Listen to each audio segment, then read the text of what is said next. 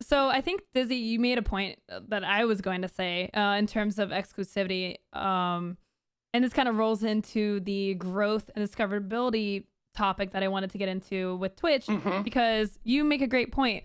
Right now, discoverability on Twitch is, like, in my experience, almost non-existent anymore. It's so hard to get new viewers through just Twitch itself.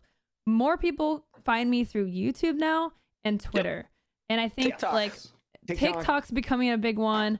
And who knows what's going to happen. Like, I think that Twitch having content exclusivity is a big problem for streamers, because it really hurts our ability to get discovered on other platforms and bring people to Twitch. Like, in my opinion, it's a big hindrance for streamers and their contracts.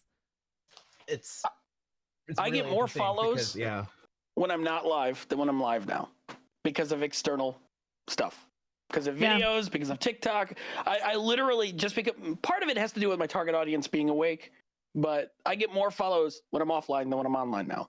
And that is a testament to what Twitch was and what Twitch has become. Now, sure, you could still grow on Twitch, but you need eyes being pointed at you. You need assistance from other people. Knowing big casters helps a tremendous amount. Those hosts, those boosts, everything else. But the whole getting discovered in a category sort of stuff, IRL, you have a much higher chance, because almost everybody gravitates to IRL when they're searching. We did a little bit of a test, just kind of a blind test, where I asked people, where do you go when you're looking for something? And almost everybody clicks just chatting before anything else, because they know it's the biggest variety of content. Even if you're gaming, it almost makes sense to game and just chatting, because they don't do anything about it. But with that being said, the discoverability is predicated around, at least I've found, events. Don't Starve has their drop weekends. I do really well in Don't Starve. I know a lot of the Don't Starve folks. I grew up in there. I'm wearing Chester on my head. I go to Don't Starve. Terraria is going to have a big release. I'll go in there regardless of how many people are watching it. You know, you go into areas that are hot. You position yourself. It's all, you know, standard streamer stuff. You guys know this stuff. I'm preaching to the choir. But, you know, just if you want to go play whatever game you want to play, which you should do, because, you know, your audience is feeding into how you're enjoying something. And if you're not enjoying something, they're going to see that. We're all cam streamers. We know that. But that whole, I'm going to play a game and maybe I'll get discovered here by my personality, but nobody's looking at it. Like, how far are people going to scroll? They don't anymore. They don't. And I think that ties into the pre-roll thing, because people are so turned off to scroll. Like, it's not, I'm not saying it's the only issue with discoverability, but it just ties right back into it. Well, you wait for a 30-second Coke ad to go watch a streamer for 10 seconds. People are not looking through streamers like they used to. Like, in the past, like, I could play like a new game, get like 100, 200 more viewers than I normally get, easy, move on to the next one, move on to the next game, etc. Now it's just like the categories dry out a lot quicker. Just chatting is the only category that consistently grows. Too, though. They're buying that exclusivity, that early launch. Remember the early launch days? Like, I got City Skylines early, and I was like, yeah, I get 1,000 people here, sweet. You know, Hunter got into a couple games early, getting the pre-reserves and whatnot. If you listen, like, the origin stories of, like, Elohim, he'll tell you how he got the exclusive package to MMO, and he was there. That whole, I'm going to play a game first and be there, discoverability or instant success is gone. It's all bought and paid for now. Fluffy. It's all bought and paid for now. So, like, how do you get discovered on Twitch organically now? I do Twitch some aspect every day of my life for 7 years, and I could not tell you. I mean, I think that's why you're seeing streamer Twitter become worse and worse, because you get engagement on Twitter, and that's how people find you. People are realizing that now. Like, being loud on Twitter is definitely one of the biggest ways to grow your brand. Live stream fails is a tremendously effective way to get your stream to become popular instantly. It's almost one of the most effective ways. I'm too old for this shit. I have evidence to prove that. Like, huge evidence to prove that. Like, it's crazy. Like, the amount of follows that you can get. Like, I have a video editor who decided learn Russian, if you didn't get that impression a little while ago. And I decided, as part of my learning, I like to learn karaoke, because karaoke is fast. You have to learn new words. You pronounce them wrong, people laugh, ha ha ha ha. So I had somebody who edited a karaoke of me doing a song called Little Lieutenant in Russian. And I try to sing at a higher pitch. You saw me do Wrecking Ball, Hunter, you know. I did. I try to sing at a higher pitch to make it a little bit more funny. And the editor just put it on TikTok as just kind of a joke. In 5 days, it got 1.3 million views. And we were like, what is going on? So I'd have people come in, I saw you on TikTok. Da, da, da, da, da. And I was getting 100 follows a day. I wasn't even live. And I was like, whoa, there is nothing I could stream on Twitch right now outside of going live on IRL and getting a clip on maybe live stream fails that would get me more follows than that. Now, follows isn't everything, but follows does have some math in your reach. You know, if 100 of those follows, one person comes in and while you're live and that person, you know, has a little bit of expendable income, they could start a hype train for you that gets other people to buy into you. It's all those little insignificant moments. That's a big thing.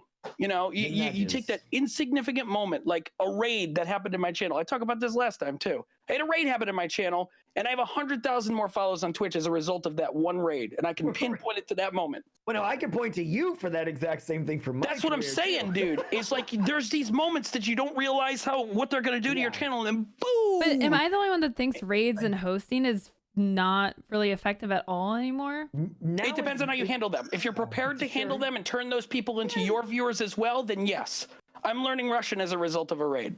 I hung out in a Russian part of New York with a bunch of people who spent 3.5 years getting a visa as a result of a raid. So I think that if I raid some but small how long streamer on ago Twitch was right that now, raid? It was 2015. Yeah. So, but now as a result, you know, I get regular raids from people in Russia who just want to meet me as a result of that. But if I did not handle the raid that certain way, he would have never gone, wow, what the heck is going on with this guy? And made a YouTube video that got 1 million views, et cetera, et cetera, et cetera. So a lot of it, hosting and raiding, has to do with you now have the opportunity to have the limelight on you, or the spotlight rather. What are you going to do with it? And most people just go, like, if you watch smaller streamers, especially younger kids, the stream becomes, let's count the view counter. Oh my God, we have 10 now. Oh my God, there's 15 now. Oh my God, there's 20. Our society is addicted to attention. And if they get that attention, that becomes the center focus.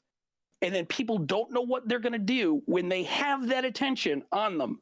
If you know what you're going to do, and it's something unique, and it might not work to get you regular viewers, but while you're sitting at the bottom of the Terraria category, if you finally get somebody to go, what the hell is on that guy's head? I'm going to go raid him. And then they come in there and you blow up a building behind you and you start screaming and everything goes off. That's your chance to get that discoverability off Twitch. But to tie it back into discoverability on Twitch, the odds of you getting those now are so much more impossible. They're impossible. Like, what are the chances that somebody random's going to come in, even with my stupid hat on? What are the chances of that? They're so much rarer than they were years ago. And that's a result of stuff growing and everything. But like discoverability, the biggest thing I think about discoverability that happened on Twitch, and just to tie it into another subject of it, is if you go on to all channels, or any category for that matter, you can do from low to high, high to low, which usually low to high, especially in just chatting, is like 24-hour music channels or memes or, you know, YouTube videos playing nonstop. But recently started is a really interesting little filter. It is a really interesting filter to refresh regularly. If you go on all channels and you click on recently started, you can see all sorts of different channels go start. But with that being said, once again, it's like bird mating.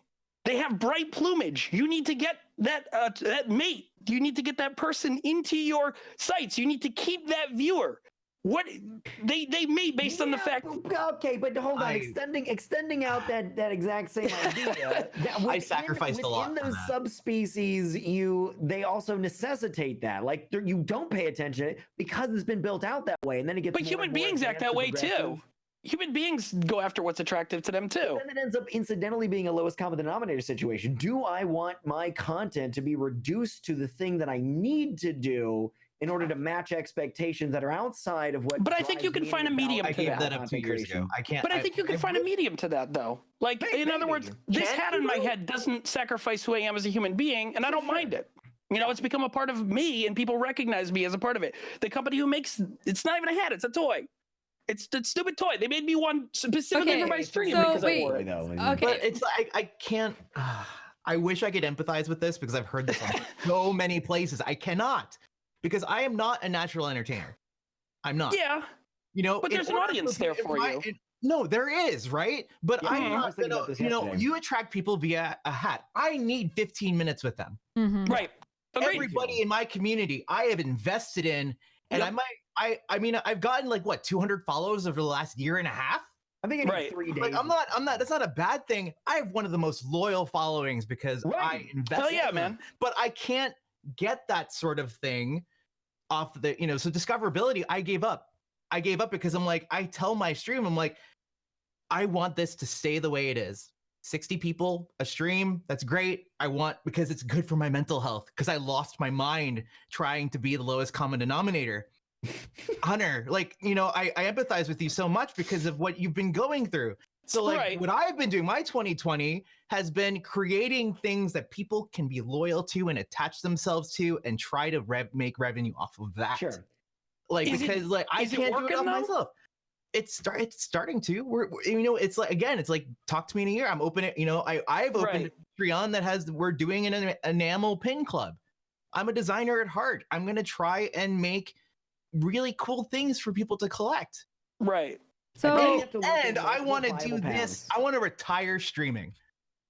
I want something else to be making the Oh. money for me. And I just want to be able to dream content that's the create for the rest of dream, my life. honestly. I'm with you. I think every streamer. But I thinks know that. I'm never going to be a Baru. I'm never going to be. Yeah. Nor do I necessarily And I don't want that. to be. Right. Right. yeah. Exactly. That So would, right. that how would destroy can a lot I of the joy that I get? keep my lovely, empathetic, wonderful community and give myself a reason to do it? Which is why I always think it's a matter of crafting your own vision and not Mhm. necessarily. And you stick copying that. stick with it. Like I don't Stick with it, yeah. like Sure, something's been yeah. happening. People have been coming into my stream. People have tried trolling me for Destiny stuff, and they've stayed because Yeah. we are a community that accepts, like much like yours, Dizzy, I think that that's accepts the you real no matter what testament. you're doing. Reality. If you can convert trolls, I think you're doing something right, regardless of what size you are. That's my opinion on that. Yeah, and I think that is I'd I think rather that is convert it to dust. it's a point of view that isn't usually said, and that's why I was like Right. kind of shaking here, because we've been on Jack LaFear's show. We've talked about this so many Yeah. times. Right. But it's like there are people out there who can't empathize with, Right. and Yeah. I feel like there is a way to do it. We're in small tribes now. Twitch is not one tribe. We are Yes. thousands of smaller tribes. Yes. Reach out to those tribes. Yep. Like, I Thank have you. some of the best community, people, like best stream teams. Like all I do is we just rotate around each other. But as people come into all 4 of our streams, they start going around and Yep. they start like becoming part Mhm. of our tribe. And 100% I've agree with never that. been happier to be part of like my team Nakama with like Yeah. Spoonie and Inexpensive Gamer and Slackaholics. Like that's the best thing I Play could it. have possibly done. Yeah. And if I can go to sleep at night feeling good about my growth, and that what I'm doing is going to, if I happen to lose a few dollars because of that or whatever, then it's fine. It's So fine at this point. do you That's guys where you have to find the balance. Yeah, exactly. That's what it is. That's Exactly. what it is the balance.